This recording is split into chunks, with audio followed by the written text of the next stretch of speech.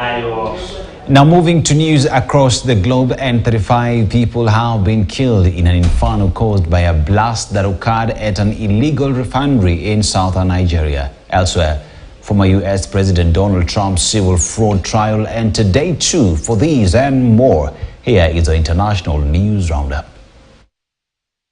In South Nigeria, 35 people were killed in a fire incident at an illegal oil refinery in River Estate. Among the dead were 2 expectant mothers. 2 people who had managed to escape succumbed to their injuries this morning in the hospital. Relatives of the burnt victims have identified and taken their kin bodies for burial. Nigeria has for years tried to clamp down on illegal oil refineries with little success.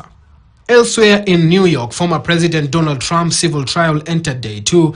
Trump, who is the frontrunner for the Republican nomination ticket, is set to face President Joe Biden in 2024. Trump is being accused alongside his 2 adult sons and others of inflating his wealth by more than $2 billion to secure favorable bank loans and insurance terms.